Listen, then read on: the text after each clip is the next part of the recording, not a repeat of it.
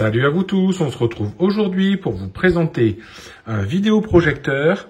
Donc la marque c'est ETOE, un Google TV, donc vous allez voir dedans à l'intérieur il y a tout. Bien évidemment, grâce à Google TV, vous allez pouvoir avoir tout un tas de, toutes les applications habituelles que vous allez retrouver chez Google. Donc on est sur une spécification. Donc résolution native 1920 par 1080p. Donc c'est vraiment intéressant, hein, ça fait une image vraiment très propre. Une puissance, donc une consommation d'énergie de 180 watts. Et puis différents ratios au niveau de l'image, vous verrez. Donc si on regarde, on est sur un produit de type asiatique comme habituellement. Cette marque, vous allez pouvoir la retrouver, je vous mettrai après en description un petit peu tout ça chez Geekbuying. Et l'appareil, donc il y a toutes les licences qui vont bien pour regarder YouTube et compagnie, on va dire tout ce qui est on a bien toutes les licences légales entre guillemets de l'appareil. Donc voilà l'appareil, donc très sympa, vous voyez il y a une poignée, il y a un très gros capteur.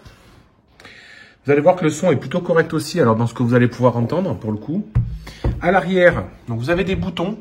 L'avantage c'est que si vous oubliez la télécommande ou si vous n'avez pas la télécommande, ce qui n'est pas le cas de tous, vous allez quand même pouvoir l'utiliser. Alors que moi je me suis retrouvé déjà avec un rétroprojecteur sur lequel j'avais pas pris la télécommande, et j'étais embêté. Et en termes de connectique, vous allez avoir effectivement l'alimentation, une clé USB si vous voulez par la suite charger des films par exemple, un HDMI pour pouvoir brancher tout ce que vous voulez, un lecteur de Blu-ray, une console de jeux vidéo, PlayStation 5, Switch et compagnie. Le détecteur, ça c'est pour la télécommande. Et puis un auxiliaire si vous voulez quand même brancher du son, on va dire, différent, donc un peu plus puissant que ce que lui peut vous offrir. Donc vous allez pouvoir mettre du son extérieur. À l'intérieur, vous allez retrouver donc cette télécommande. Donc vous voyez, il y a déjà des boutons, des applications les plus connues par chez nous. Prime, Netflix, YouTube. Donc c'est la télécommande qui va vous permettre de faire fonctionner.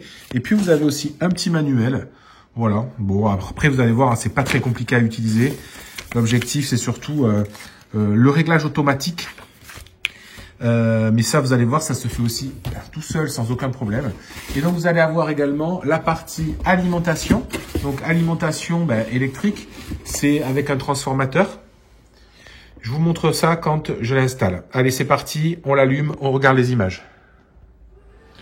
Donc, vous allez le voir, il y a une mise au point automatique. Donc, comme vous le voyez, je suis sur des portes de placard blanches. Je ne suis pas effectivement sur un mur. Alors, là, pour le coup, l'image, si vous voulez, elle est prévue pour s'ajuster au niveau, je dirais que ça soit droit. C'est-à-dire qu'en fait, si vous mettez votre rétroprojecteur un peu de côté, elle va avoir une correction automatique de la qualité. Donc là, je vais m'approcher, surtout pour que vous voyez en fait le piqué de l'image. Vous voyez que je suis très proche quand même, et on arrive vraiment à avoir, je dirais, un super détail. Il n'y a pas du tout de pixels, c'est vraiment très net. Alors on est dans une pièce bien sûr sombre pour le coup. Comme vous le savez, il y a toujours cette histoire de luminosité. On va le regarder après dans les spécifications. Donc on n'est pas sur le produit le plus lumineux au monde, bien sûr, parce que c'est des produits qui valent très cher. Là on est sur un produit quand même, une très bonne moyenne gamme, mais qui a surtout, je dirais, une netteté qui est sans, qui pose aucun souci là-dessus. Donc nous voilà à nouveau donc dans les usages. Donc comme vous voyez, c'est plutôt réactif, il n'y a pas de lag ou autre chose. Si on lance tout simplement YouTube, donc on va lancer l'applicatif. Bien évidemment, c'est connecté au Wi-Fi de votre maison. Ça peut également remplacer, si vous voulez, quelque chose comme une télévision dans une chambre, voilà, tout simplement, parce que aujourd'hui la télévision, surtout sur les jeunes, la consommation des usages, c'est beaucoup des choses qui sont personne ne regarde la télé, en tout cas de moins en moins. Donc pour le coup, c'est vrai qu'on est quand même sur des. Alors je vais pas pouvoir vous lancer une vidéo en tant que telle, en tout cas de musique, parce que sinon ça va créer des problèmes de droit. Alors on peut regarder différentes vidéos. Effectivement, on peut regarder la chaîne. Donc là, on est sur ma chaîne, tout simplement. Alors, on va essayer d'y connecter.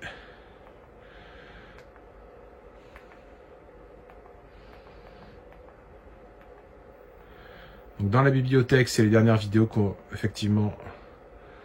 qui ont été vues. On va retrouver des vidéos, tout un tas différentes. Bon, tout ça pour dire qu'effectivement, vous avez toute cette option. Vous avez, si on lance une vidéo par exemple, je vous montre. Qu'y a-t-il dans une tasse de Ricoré? Plein de bonne humeur. Ricoré, un petit goût de matin parfait. Donc il y a toujours des pubs sur YouTube, ça n'a pas changé. Donc voilà ce qu'on va trouver ici. Ensuite, vous allez pouvoir avoir ce que je disais, hein, toutes les autres prestations, tous les autres accès que vous avez directement sur ce type d'appareil. Et pour le coup, ça va vous permettre d'avoir vraiment accès à de très très nombreux contenus. Et surtout, pouvoir brancher en HDMI ce que vous souhaitez. Donc si vous avez envie de mettre, je sais pas moi, une Switch ou effectivement un lecteur, en tout cas HDMI, ça pose aucun souci, ça marche très très bien. Et voilà, en tout cas, ce que je peux vous dire de ce rétroprojecteur. On va regarder les dimensions. Là, moi, actuellement, là, je suis sur une dimension déjà assez grande. Hein. Voilà, si vous regardez, alors on ne se rend peut-être pas compte, mais je suis sur l'équivalent finalement d'un placard qui fait 1,50 m de large. Alors, on n'est pas tout à fait au 1,50 m, on pourrait encore le reculer. Parce que plus on le recule, comme je vous montre, vous voyez, plus on va sur des niveaux de grandeur d'écran importante. Donc là, je l'ai baissé un petit peu. On a un bouton simple qui permet de faire la mise au point. Donc ça, c'est l'avantage. Vous voyez, l'autofocus. Vous appuyez dessus et puis en fait, automatiquement, ça fait le job de mise au point et ça permet surtout par la suite de pas s'embêter. De pas s'embêter avec... voilà, est-ce que vraiment on va réussir à avoir l'image qu'on souhaitait? Est-ce que la qualité d'autofocus est correcte? Donc ça, c'est vraiment cool parce que vous pouvez aussi, si vous voulez, vous le régler manuellement. Donc ça, c'est cool. Voilà, vraiment, pour le coup, vous voyez, c'est simple d'usage. Je vous remonte de près. Hein. Donc on va passer sur le site internet pour les spécifications. Et puis vous montrer voilà, le tarif, les spécifications, certainement un petit code promo qui est en description. Et si vous avez des questions, après vous pourrez venir en commentaire. On se retrouve sur le site de Geekbuying.